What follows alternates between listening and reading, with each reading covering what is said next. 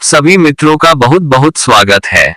हमने अब तक लॉ ऑफ नेचर के बारे में जाना कि उपस्थित परिस्थिति का अगर हम अस्वीकार करते हैं तो हमारा मन दुखद संवेदना रिलीज करता है और हम दुख से पीड़ित हो जाते हैं, और अगर वही परिस्थिति का हमसे स्वीकार हो जाता है तो हमारा मन सुखद संवेदना रिलीज करता है और हमें अच्छा लगता है।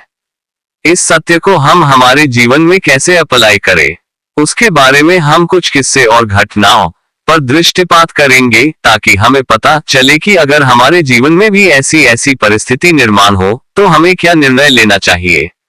हमारे पड़ोस में एक रामजी भाई का परिवार रहता था। एक दिन सुबह सुबह हमें खबर मिली कि रामजी भाई की श्रीमती को चक्कर आने की वजह से गिर पड़ी और उसे हॉस्पिटल ले गए हैं। जब शाम को रामजी भाई के बेटे से मैं मिला और पूछा कि अब आपकी माताजी की तबीयत कैसी है, तो बोला अभी तो ठीक हो गया है, घर पर ही है। मैंने बोला बाकी सब खैरियत है, तो वह बोला अभी तो हमारी दुर्दशा चल रही है, अभी अभी धंधा भी कुछ ठंडा चल रहा है और उसमें यह आकस्मिक 2000 का खर्चा आ गया। सोचा था कि लाइट का बिल भर दूंगा, लेकिन नसीब थोड़ा टेढ़ा है कि बिल तो उसकी जगह रह गया और यह मुसीबत आ गई।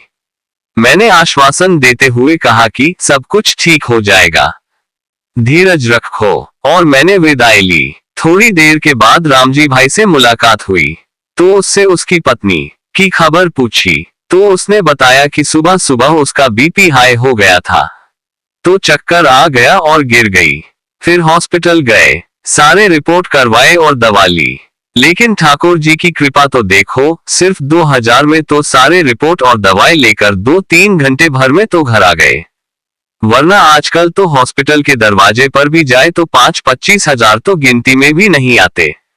मैंने कहा आप तो सात्विक आदमी हो, आप पर कैसे कष्ट आ सकता है, ठाकुर जी तो सदा ही आपका कुशल मंगल करेंगे।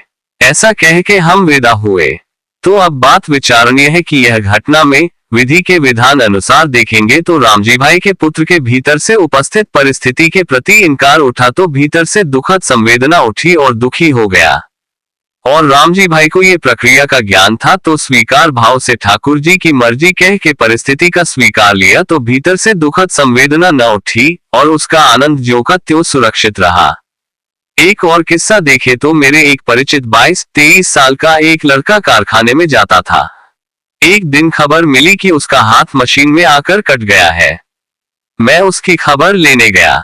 मैं थोड़ा विचार में था कि उसे कैसे आश्वासन दूं, लेकिन जैसे ही मैं उसके घर गया, उसके पास बैठा, उसने सारी हकीकत बयान की और बोला कि वजू भाई, हम वास्तव में कितने नसीबदार हैं कि यह मेरा लेफ्ट हैंड है, अगर राइट होता तो क्या होता, मैं बैंक का साइन भी नहीं कर सकता ना।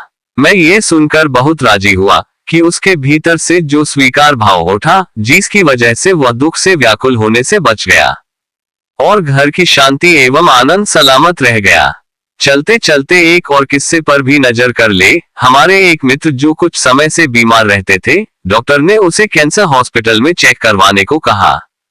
उसके तीनों बेटों के साथ गए, रिपोर्ट करवाए और दूसरे दिन उसके बेटों को डॉक्टर ने बोला कि तुम्हारे पिताजी को कैंसर है और अब बहुत आगे बढ़ गया है, अब कुछ महीने आपके हाथ में है, आपसे हो सके उतनी सेवा करो। तीनों बेटे बहुत दुखी हुए और अपने पिताजी से बोले कि कुछ महीने दवाई करवानी पड़ेगी और आपको ठीक हो जाएगा, लेकिन उसके पिताजी ने बोला कि मुझे डॉक्टर से मिलना है, तो बेटे उसे डॉक्टर के पास ले गए।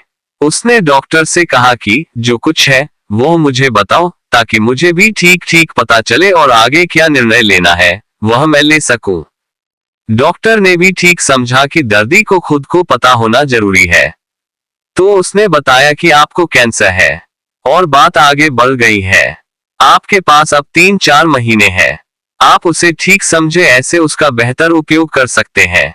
तो वह बोले कि हम बड़े नसीबदार हैं कि हमें 3 महीने का टाइम मिला, लोग तो यूं ही पटाखे की तरह चलते चलते फूट जाते हैं, हमें तो 3 महीने मिले हैं।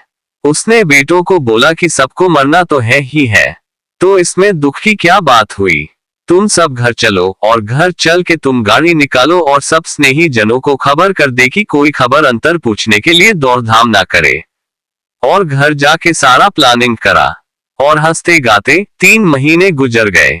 आखिरी वक्त जैसे कोई विदेश जा रहा हो, ऐसे पूरे गांव में बड़ी धूमधाम के भोजन समारंभ रखा और बहुत उदार दिल से दान पुण्य करके विदाई ली।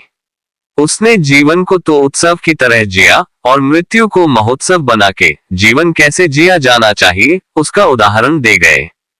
तो उपस्थित परिस्थिति का स्वीकार अभाव की वजह से स्वयं तो दुखी न हुए और किसी के पर दुख की छाया भी नहीं पड़ने दी। तो वास्तव में यही है जीवन जीने की राह है। मौत तो हर किसी की होती है, लेकिन मौत उसे सुधार तो वो लोग लेते हैं जिसको जीना आ गया। मैं आशा करता हूं कि इन सारे उदाहरण से हमारे जीवन में भी हम इसका उपयोग करके अपने जीवन को सफल बनाएंगे।